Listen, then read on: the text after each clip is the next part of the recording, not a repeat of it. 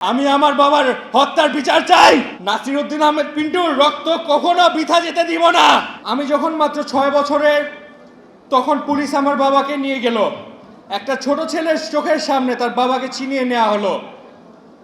আমার মা অনেক কষ্ট করে আজকে আমাকে আর আমার ভাইকে এই পর্যন্ত নিয়ে আসলো।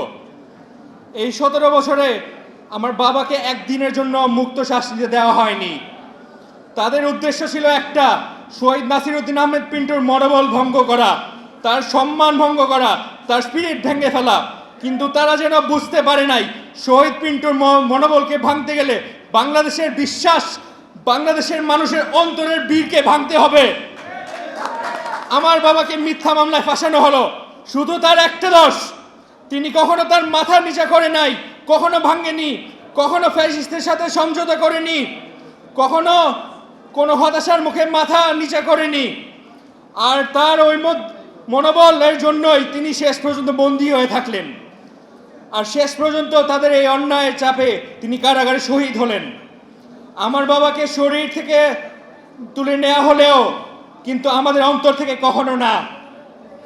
আমি আজ এই মঞ্চে থেকে একবার হত্যাকারীদের চোখে চোখ মিলিয়ে বলতে চাই, আমার বাবা শহীদ নাসিরউদ্দিন আহমেদ পিন্টুর দোষটা কি করেছিলেন, কি ছিল তার অপরাধ, কি ছিল তার সেই একমাত্র ক্রাইম যে আপনার জড়িত থাকা আমাদের বাবাকে বাবা হারা করে দিল।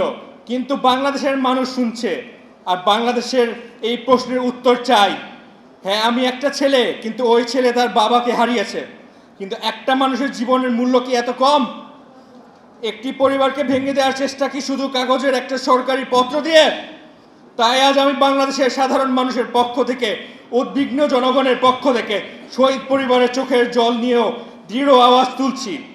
আমি বাংলাদেশের মানুষকে বলতে চাই, আমাদের যুদ্ধ কোনো কিছু লুকানোর জন্য নয়। আমরা চাই সত্যের বিজয়, আমরা চাই বিচার, আমরা চাই যে আমার বাবা শহীদ নাসিরউদ্দিন আহমেদ মানুষের হৃদয়ে আজীবন বেঁচে থাকুক। আর এই জন্য আমরা চোখে জল নিয়ে থাকলেও কিন্তু চুপ থাকবো না।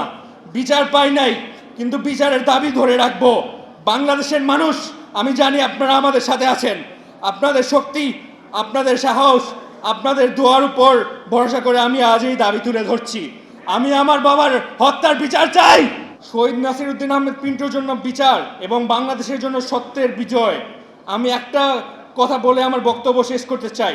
We will not let Shaheed Nasiruddin Ahmed Pintu's blood dry. অর্থাৎ নাসিরউদ্দিন আহমেদ পিন্টুর রক্ত কখনো বৃথা যেতে দিব না।